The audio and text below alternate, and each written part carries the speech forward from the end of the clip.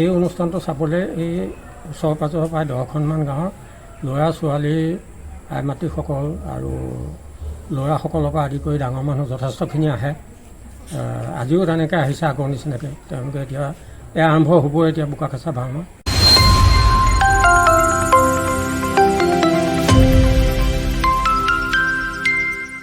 এই গাঁওখনৰ ইতিহাসটো হৈছে এইখন এখন অম্বিকানাথ দেৱালয়। অম্বিকানাথ দেৱালয় ইয়াৰ মূল দেৱালয়খন আছে কলিয়াবৰ হাতীগাঁও। আচ্ছা, এই অম্বিকানাথ দেৱালয়ৰ ভূমিত আমাৰ ককা এই পটাদাৰ আছিলে ভূমি, গোটেই ভূমিটো গাঁওখন।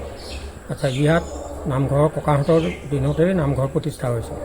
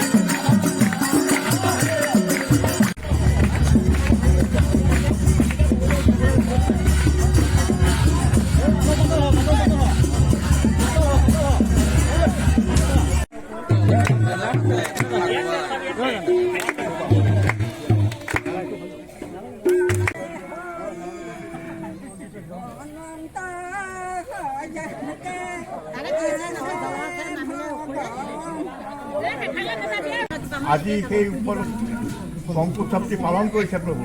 ইয়াতে কুটিনীতি অনেক অপৰাধৰ পৰা সত্ৰ সহস্ৰ অপৰাধ নিৰীক্ষণ কৰি সবাৰ প্ৰতি হৈ সুপ্ৰসন্ন হৈ এই পংকোৎসৱৰ দ্বাৰাই গোটেই ৰাইজ গোপিনী যুৱক যুৱতীৰ প্ৰতি সুফল অৰ্জন কৰি আমাৰ ককা এই পটাদাৰ আছিলে ভূমি, গোটেই ভূমিটো গাঁওখন।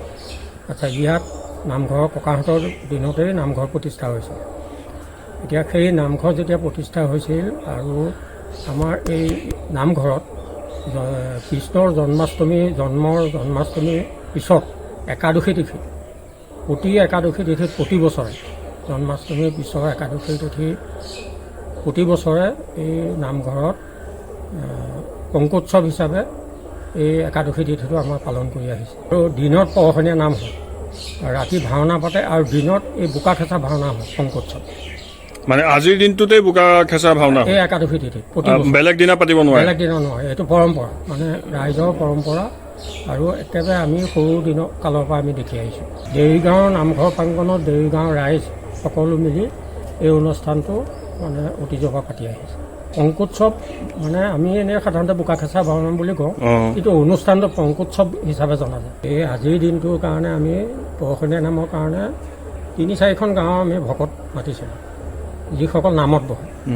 আৰু নামৰ গোসাঁই আচাৰ্যক মাতিছিলোঁ, তেওঁৰ দ্বাৰা নাম অনুষ্ঠানটো হৈছিল পৰখনীয়া। আৰু বিশিষ্ট অতিথি হিচাপে নামাতিলেও কিন্তু আজি অনুষ্ঠানটো এইটো এটা আমাৰ আজি ইতিহাস নামঘৰ। আজি আমাৰ বিধায়ক, স্থানীয় বিধায়ক জিতু গোস্বামীৰ পৰিবাৰ আহিছে।